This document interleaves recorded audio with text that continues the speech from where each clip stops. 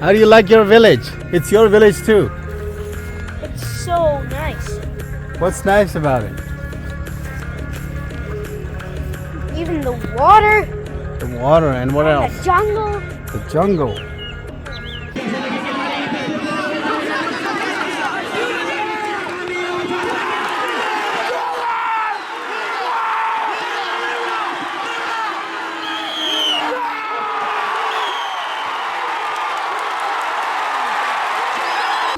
I can't believe this knowledge. Once upon a time. Once upon a time. تو پاکستان جانے کا دن ہے آج. یوزلی پاکستان جانے کا دن بہت ہیکٹک ہوتا ہے, بہت زیادہ سامان ہوتا ہے. تو یہ پیچھے آپ دیکھیں میرے سامان کتنا ہے, یہ پورا جہیز جتنا سامان ہے دیکھیں. ابھی ہم انتظار کر رہے ہیں وین کا, کیونکہ یہ سامان تو کسی گاڑی میں ایس یو وی میں بھی نہیں آتا, اس کے لیے وین منگوانی پڑتی ہے. تو وہ ہمیں لے کے جائے گی نیوارک ایئرپورٹ. نیوارک ایئرپورٹ سے ہم گریس ایتھنز جائیں گے, پھر سے کنیکٹنگ فلائٹ لیں گے دبئی کی. دبئی میں پھر 3-4 گھنٹے کا اسٹے ہے. اس کے بعد صبح 7 بجے ہم پاکستان پہنچیں گے. تو تقریباً 23-24 گھنٹے کا سفر ہے. اب واٹ تو میری لگتی ہے کیونکہ میں سارا کو سلا دیتا ہوں اور خود جاگتا رہتا ہوں, کیونکہ وہ بچوں کی ضرورت پڑتی ہے. کسی نے باتھ روم جانا ہوتا ہے, کسی نے سونا ہوتا ہے, تو کافی ہیکٹک ہے. Let's see. مجھے تو سب سے زیادہ وہ یہ ہے کہ بچوں کا پاکستان جا کے کیا ریئیکشن ہوگا. جب چکن دیکھیں گے, جب ٹانگیں دیکھیں گے, جب ہمارے گاؤں دیکھیں گے, پتہ نہیں کیا کہیں گے. تو ہم تو وہاں پلے بڑے ہیں, ہمیں تو ان کی بہت یاد آتی ہے اس مٹی کی. چلیں. سو وین آ گئی ہماری, اتنی بڑی وین میں ہمارا سامان آیا. محسن بھائی ہمیں پک کرنے آئے ہیں. 7 bags, big bags out here. 8 actually. Huge. پورا وین بھرا. 13 all together with all of the luggage. تو ابھی ہم نیوارک ایئرپورٹ پہنچ گئے اپنے سامان سمیت, اور یہاں سے ہم ایمریٹس یا امارات کی فلائٹ پکڑیں گے. یہ فلائٹ پہلے گریس یا یونان کے شہر ایتھنز جائے گی, وہاں سے پھر دبئی جائے گی, پھر وہاں سے اسلام آباد لینڈ کرے گی.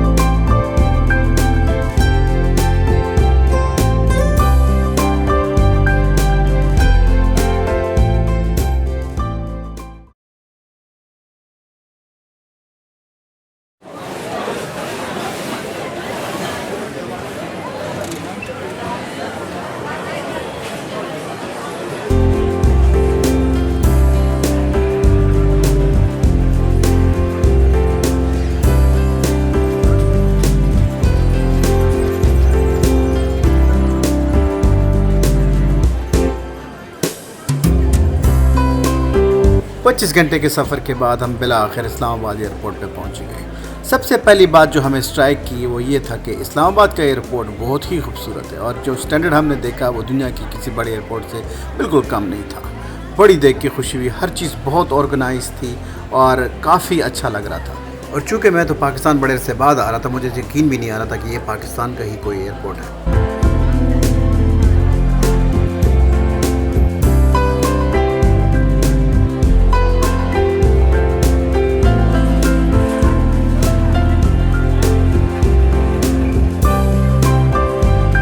یوزلی مجھے لینے میرے امی اور ابو آتے تھے, لیکن دونوں کا انتقال ہو چکا ہے.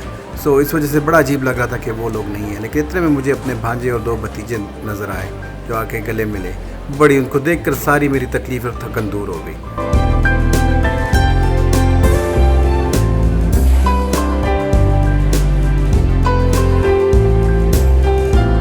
اور ایئرپورٹ پہ میرے بچوں کی جتنی آؤ بھگت ہو رہی تھی, میرے بچے بھی حیران تھے. میں ان کو ہمیشہ کہتا تھا کہ پاکستان میں تم لوگ کے بہت سارے کزن ہیں, وہ تم سے مل کے بہت خوش ہوں گے. تو وہ یہ اب دیکھ رہے تھے اور بہت زیادہ خوش تھے. اچھا, اب یہاں سے ہم سیدھے جائیں گے پشاور. پشاور اسلام آباد سے تقریباً 1.5-2 گھنٹے دور ہے. راستے میں ہم ٹھہریں گے بھی کیونکہ ہمیں نیند بھی بہت آئی ہوئی اور تھکے ہوئے بہت ہیں. تو چلے پھر آپ سے پشاور میں ملتے ہیں.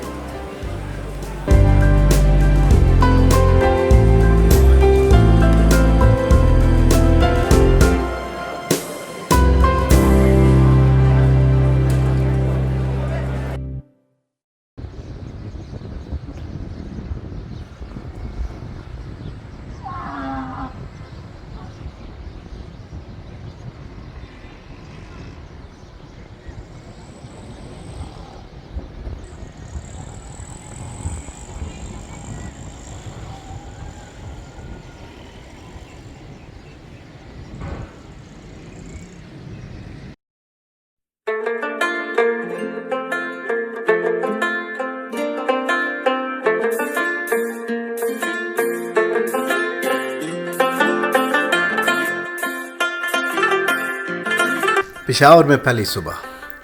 میں اپنے فادر کی ڈیتھ کے بعد پہلی دفعہ اپنے آبائی گھر آیا ہوں اور پہلی دفعہ پاکستان آیا ہوں اور ادھر رات گزاری ہے. تو اور یہ سارے جو پھول آپ کو نظر آ رہے ہیں, پودے نظر آ رہے ہیں, میرے فادر نے لگائے تھے. تو ان کو دیکھ کے بڑا ہی کوئی ایموشنل قسم کی فیلنگ آ رہی ہے مجھے. اچھا, سب سے پہلے کام میں نے یہ کرنا تھا کہ مجھے اپنے گاؤں جانا تھا تاکہ میں اپنے بیٹے کو اپنا گاؤں دکھا سکوں اور اس کو بتا سکوں کہ یہ تمہاری روٹس ہیں اور اس کو یاد رکھنا.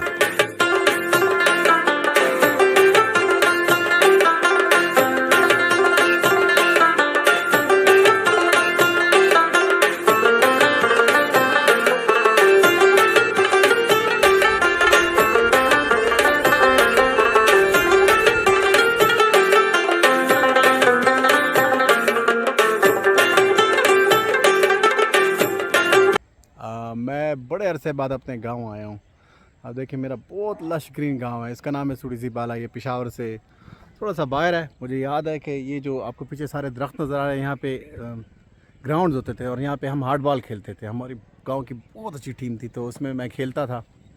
ابھی اتنے عرصے بعد آئے ہوں, دیکھ رہا ہوں تھوڑا سا افسوس بھی ہو رہا ہے کیونکہ وہ سارے جو گراؤنڈز تھے ادھر وہ اس میں لوگوں نے درخت اگا لیے ہیں اور اب وہ کرکٹ کے قابل نہیں ہے. لیکن یہ پیچھے ایک پچ نظر آ رہی ہے. ہو سکتا ہے آج میں بھی اتنے عرصے بعد اپنے گاؤں میں کھیلوں. ہمارے گاؤں کا کمال یہ ہے کہ ادھر جو آپ دیکھ رہے ہیں نا, اس میں ایک ندی سی بہتی ہے اور یہ چھوٹی سی ڈپریشن ہے.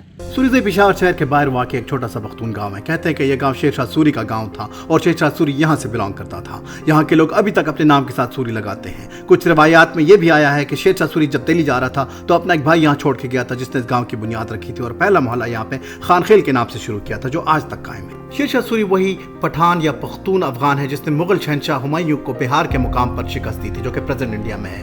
شیر شاہ سوری نے ہندوستان کا گورننس سسٹم ٹوٹلی چینج کر دیا تھا اور اس کی لینڈ ریفارمز آج تک انڈیا اور پاکستان میں نافذ ہیں. نہ صرف یہ بلکہ شیر شاہ سوری کی تعمیر کردہ گرینڈ ٹرنک روڈ یا جی ٹی روڈ جو کہ کابل سے بنگلہ دیش تک ہے ابھی تک ہے اور استعمال ہوتی ہے. اور یہ سارا کام شیر شاہ سوری نے صرف 5 سال میں کیا تھا. اس کے کمپیریزن میں مغلوں نے بس ہندوستان کو کچھ شاہی خانوں کی ریسیپیز دی تھی اور کچھ عمارتیں تعمیر. اور مغلوں کی سب سے بری بات یہ تھی کہ انہوں نے ہندوؤں کو بہت انفیئرلی اور برا ٹریٹ کیا تھا جس کی وجہ سے آج تک ہندو اور مسلمانوں میں اینیموسٹی ہے. اب آدھا دن گاؤں میں گھومنے کے بعد مجھے اپنے بیٹے سے پوچھنا تھا کہ اس کو یہ گاؤں کیسا لگا ہے. It's a nice place. I just can't actually believe it. You cannot actually believe it. بقول میرے بیٹے کہ اس کو یقین بھی نہیں آ رہا کہ کوئی جگہ اتنی خوبصورت بھی ہو سکتی ہے اور مجھے یوں لگا جیسے میرا مشن اکمپلش ہو گیا ہے. مجھے بہت اچھا لگا کہ میرے بیٹے کو اپنی روٹس اچھی لگ رہی ہیں.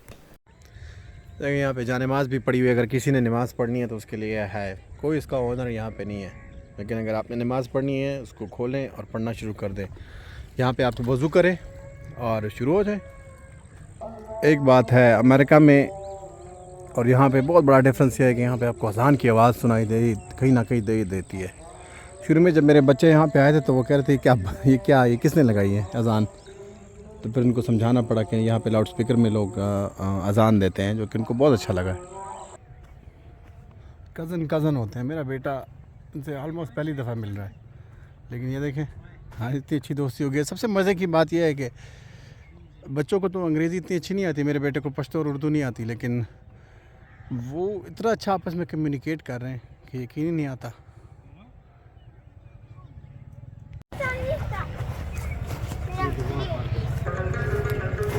قدر اچھا خبر نہیں.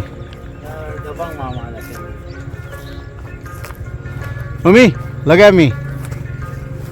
How do you like your village? It's your village too. It's so nice. What's nice about it? Even the water, The water and what the else? jungle. The jungle. Okay, now you're going to see us playing cricket as well. Isn't that awesome? Say Alhamdulillah Rabbil Alamin. Those people. Well, Our villagers. our fellow villagers. So pray for them. Say Alhamd Sharif for them.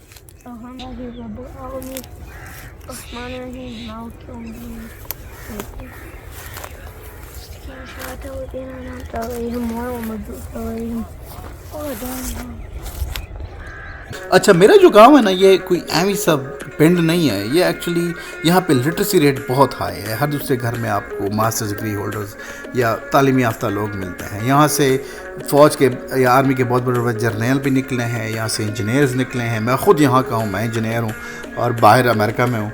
यहाँ से बाहर के मुल्क के बहुत लोग गए हैं, डॉक्टर्स, इंजीनियर्स, हर तरह के लोग यहाँ पे मिलते हैं। और दूसरा यहाँ की ख़ास बात यह है कि यहाँ ये बहुत वाइब्रेंट किस्म का यहाँ पे इन्वायरमेंट है। यहाँ पे कबड्डियों की टीम है इनकी अपनी, और उसकी क्रिकेट की टीम है। और मेरे पास उनकी फुटेज तो नहीं है, लेकिन सॉकर की या फुटबॉल की बहुत अच्छी टीम्स हैं हमारे गाँव की। ये देखिए कबड्डी का टूर्नामेंट, और देखिए पूरा गाँव जमा है और बड़े नज़्म ज़ब्त से और बड़े डिसिप्लिन से जमा है। और ये देख लें, आप शोर सुने, सिर्फ पूरा गांव अपनी टीम के लिए चीयर कर रहा है।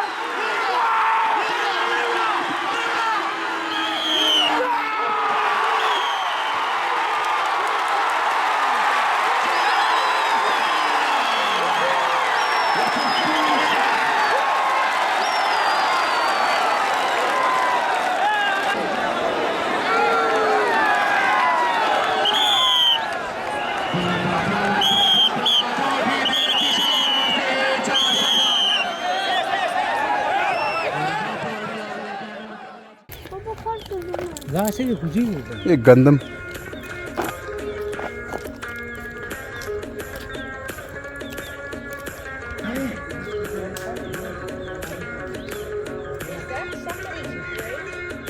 No, that's not a grave.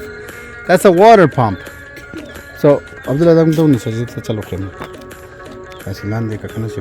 okay, let me show you how it works. Come here. Pump ka makhar. This is how you do it. अब मेरा बेटा पंप को देखकर बहुत हैरान हो रहा था, हैंड पंप को देखकर, और पूछ रहा था कि ये क्या चीज़ है। तो मैंने कहा इधर आओ, मैं तुम्हें सिखाता हूँ कि ये क्या चीज़ है। मेरा बेटा न्यूयॉर्क में पैदा हुआ था ना, तो इसलिए ज़रा उसको समझने में, कुछ चीज़ों को समझने में थोड़ी देर लगेगी।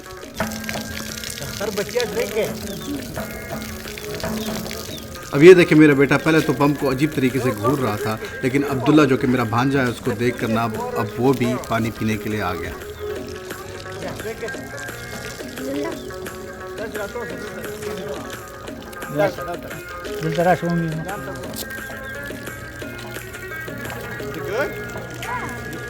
Now you do it so I can drink. Do it. So I can drink. Up and down. Yes.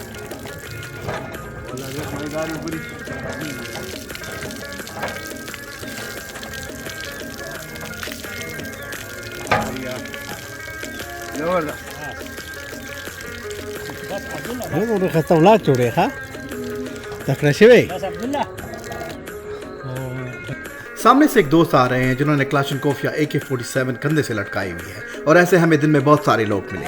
मेरे बेटे के इसके बारे में कई सवाल थे, तो मैंने उसको बताया कि पख्तून असला को लेकर घूमते हैं और एक तरह से ट्रेडिशन है। तो उसने कहा ओह अच्छा, तो पख्तून यहाँ के काउ बॉयज़ हैं।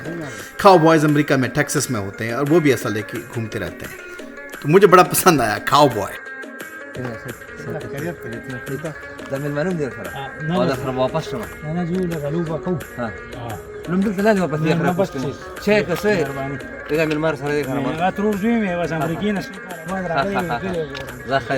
पख्तून अपनी मेहमान नवाजी के लिए मशहूर है। ये भाई इंसिस्ट कर रहे थे कि हम उनके साथ चाय पिए। अच्छा, अब लगता है कि बड़े अरसे बाद मैं अपने गांव में क्रिकेट खेलूंगा और इतने में मुझे अपना मामू का बेटा मेरा कज़न उसामा भी आता हुआ दिखाई दिया. लगता है मैं उसकी टीम के साथ खेलूंगा.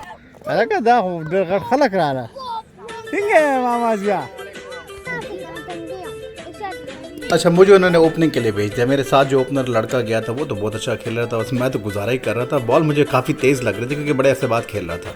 अच्छा, मैं जब ये रिकॉर्डिंग सुन रहा था तो मुझे पता चला कि लड़के जो पीछे बैठे हुए थे वो मेरे बेटे के साथ जो अमेरिका से आया हुआ था उसके साथ अंग्रेज़ी बोलने की कोशिश कर रहे थे, जो कि बड़ी मज़ाहिया थी.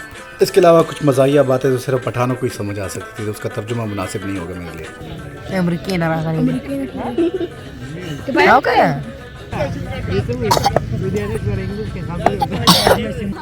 I can't believe this knowledge. Once upon a time. Once upon a time. Messi catches up. Rat Kohli. More. Okay. Look at the English star شنو. يا تقول boring خطر.